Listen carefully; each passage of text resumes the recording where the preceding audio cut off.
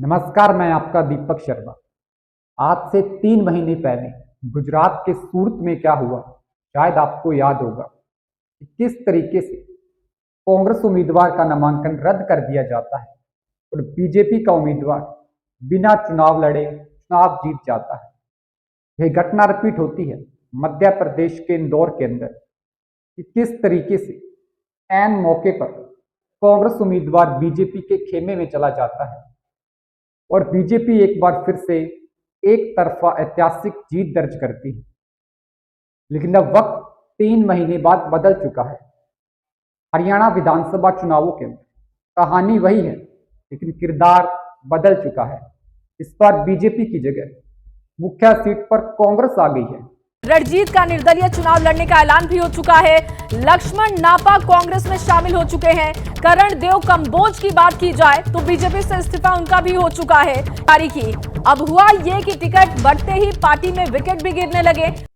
दरअसल हरियाणा विधानसभा चुनावों के अंदर बीजेपी की पहली लिस्ट जारी होते ही 20 से 25 विधायकों ने बगावत शुरू कर दी है।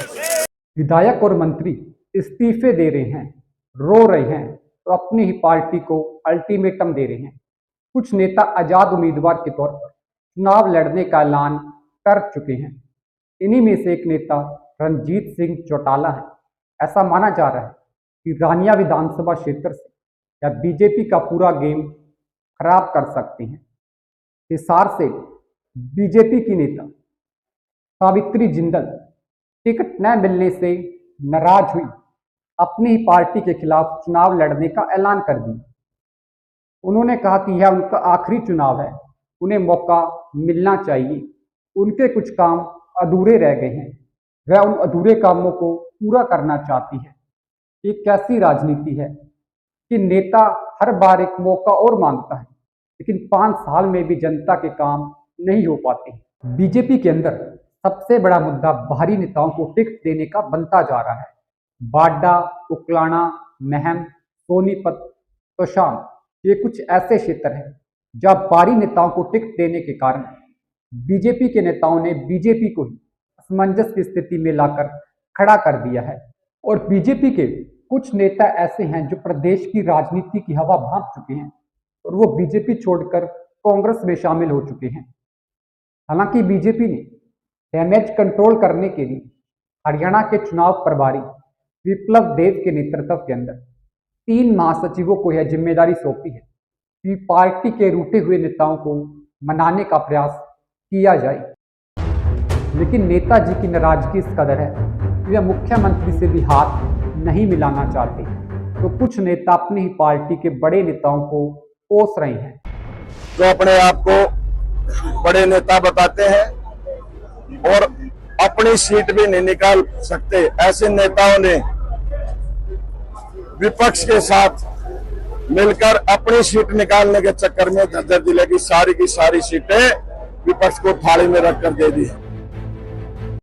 लेकिन इन सब का क्या सबूत है कि बीजेपी को इन सब का परिणाम भुगतना ही पड़ेगा।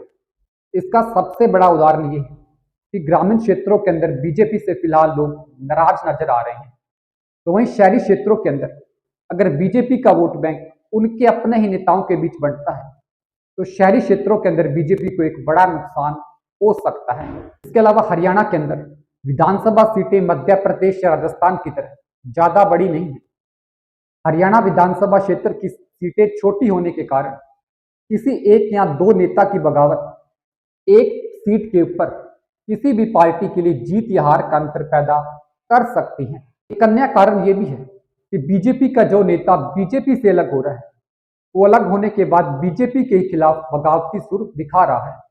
अगर बीजेपी हरियाणा के अंदर मजबूत होती तो अलग होने के बाद भी वो बीजेपी के खिलाफ कम से कम बयानबाजी ना करता। जो नेता बीजेपी से अलग हो रहा है वो शायद इस बात को समझ रहा है कि हरियाणा के अंदर बीजेपी शायद तीसरी बार तो नहीं आने वाली। नमस्कार, उम्मीद करते हैं यह वीडियो आपको पसंद आई होगी। वीडियो को ज़्यादा से ज़्यादा लाइक करें, शेयर करें, चैनल को सब्सक्राइब करें। धन्यवाद।